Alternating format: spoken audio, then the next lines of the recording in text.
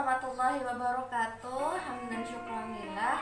Pada kesempatan kali ini, dalam video ini kita akan membahas sosok ulama yang sangat berpengaruh di Kalimantan Selatan. Beliau adalah Kiai Haji Muhammad Bakhit atau yang lebih dikenal dengan sebutan Guru Bakhit. Nah, beliau ini sangat berpengaruh di Kalimantan Selatan. Beliau dilahirkan pada tanggal 1 Januari 1966. Karena kecerdasan beliau itulah masyarakat sekitar meminta beliau untuk mendirikan sebuah pesantren. Dan sampai saat ini pesantren tersebut dikenal dengan nama Nurul Muhibin.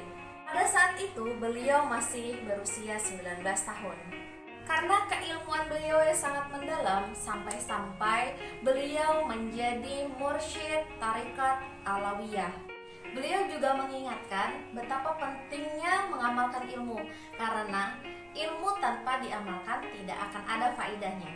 Jadi buat kalian, jangan malu untuk men-share ilmu yang telah kalian dapatkan. Salah satu karya pemikiran beliau dalam bidang fikih dapat teman-teman lihat di YouTube, yang mana membahas tentang kitabus shalah dan pembahasannya masih dalam ruang lingkup kitab Ihya Ulumuddin karangan Imam Ghazali yang tidak berbentuk karya tulis seperti Faidul Ilahi yang berisi tentang amalan-amalan penting dari ayahanda beliau. Yang kedua yaitu Nurul Muhibin yang mana membahas tentang Tarekat Awaliyah. Yang ketiga yaitu mengenal Asmaul Husna, yang dimana di sana membahas tentang himpunan ceramah tentang Asmaul Husna, dan yang terakhir tentang ampunan Tuhan. Selanjutnya yaitu peta pemikiran Kiai Haji Muhammad Bakhit, di mana beliau ini menganut Tarekat Awaliyah, dan dalam bidang fikihnya beliau merujuk kepada Imam Ghazali. Oleh karena itu beliau sering membacakan kitab-kitab hasil karangan Imam Ghazali.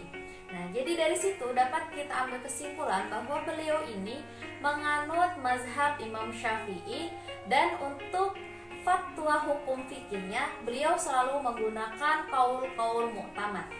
Perbandingan pemikiran Kiai Haji Muhammad Bakhit dengan 4 mazhab dan Syekh Arsyad.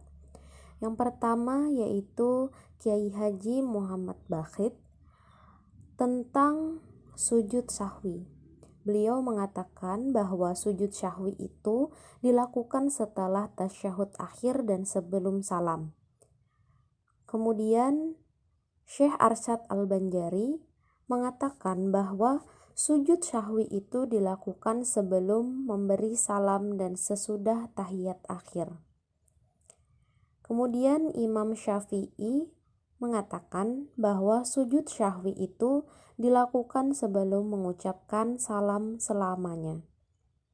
Imam Hanafi mengatakan sujud syahwi itu dilakukan setelah mengucapkan salam selamanya. Imam Maliki berpendapat jika dilakukan karena ada pengurangan dalam sholat, maka sujud syahwi dilakukan sebelum salam. Adapun karena adanya penambahan, maka dilakukan setelah salam. Yang terakhir yaitu Imam Hanbali.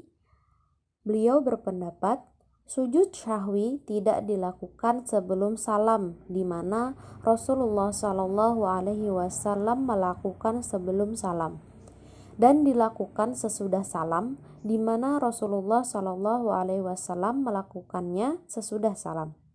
Adapun selain itu, maka sujud syahwi senantiasa dikerjakan sebelum salam.